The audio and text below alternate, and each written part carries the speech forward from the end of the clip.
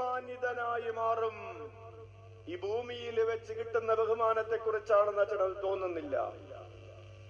ഈ മാസം Martin D porous എന്ന് പറയുന്ന ഒരു വിശുദ്ധന്റെ തിരുനാൾ ആഘോഷിച്ചൊരു മാസമാണ്.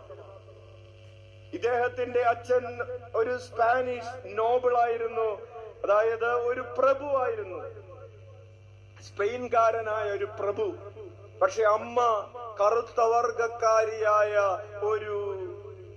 ഒരു അടിമയായിരുന്നു. പക്ഷെ ഈ പ്രഭുവിന് ഈ കറുത്ത വർഗക്കാരിയിൽ ആദ്യം ഒരു പെൺകുട്ടി ഉണ്ടായി. അവൾ ഈ പ്രഭുവിന്റെ നിറത്തിലായിരുന്നു. അവൾ വെളുത്തവളായിട്ടാണ് ജനിച്ചത്. അതിനുശേഷം വീണ്ടും ഈ പ്രഭുവിന് ഈ അടിമ പെണ്ണിൽ ഒരു മകനുണ്ടായി.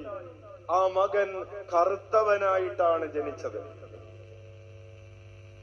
അപ്പോ ഈ പ്രഭു പറഞ്ഞു, ഈ കുട്ടി എന്റെ കുട്ടിയല്ല. പിതൃത്വം അയാൾ നിഷേധിച്ചു. എന്നിൽ നിന്ന് പിറന്നതല്ല ഈ കുട്ടി എന്ന് പറഞ്ഞു. പിന്നീട് ഇവനെയും ഈ അമ്മയെയും മൂത്ത മകളെയൊക്കെ ഉപേക്ഷിച്ച് അയാൾ പോയി. സ്കൂളിൽ പേര് ചേർക്കേണ്ട ഒരു സമയം വരുമല്ലോ. പേര് ചേർക്കേണ്ട സമയം വന്നപ്പോ അമ്മയോട് ചോദിച്ചു, എന്താണ് പേരെഴുതേണ്ടത്? അവര് സ്കൂള് വെള്ളക്കാരുടെ സ്കൂൾ, അവര് പേരെഴുതാൻ തയ്യാറായില്ല. എന്നിട്ട് അവരെഴുതി ഫാദർ അൺനോൺ, അപ്പനാരെന്നറിയില്ല എന്ന്. അപ്പനാരെന്നറിയില്ല എന്ന് പറഞ്ഞാൽ അതിന്റെ അർത്ഥം എന്താണ്? ഇവനൊരു ജാരസന്തതിയാണെന്ന്, വ്യഭിചാരത്തിന്റെ ഫലമായി പിറന്നൊരു കുട്ടിയാണ് ഇവനെന്ന്, കുട്ടിയെന്ന് സ്കൂൾ സർട്ടിഫിക്കറ്റിൽ എഴുതി വെക്കപ്പെടേണ്ടി വന്ന ഒരു ബാലന്റെ ഗതികേട്. അവനെ കൂട്ടുകാരെന്ത് വിളിക്കും? സങ്കരവർഗത്തിൽപ്പെട്ട പട്ടി എന്നൊരർത്ഥത്തിൽ അവന് ഒരു നിക്നെയിം ഉണ്ടായി.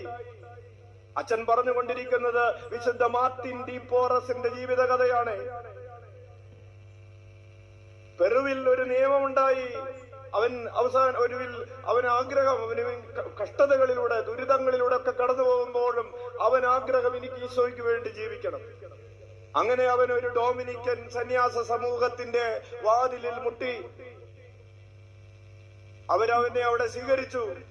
പക്ഷേ ഒരു ഗവൺമെന്റിന്റെ നിയമം ഉണ്ടായിരുന്നു അക്കാലത്ത്, ഈ കറുത്ത വർഗത്തിൽപ്പെട്ടവരെ വൃതവാഗ്ദാനത്തിന് അനുവദിക്കരുതെന്ന്.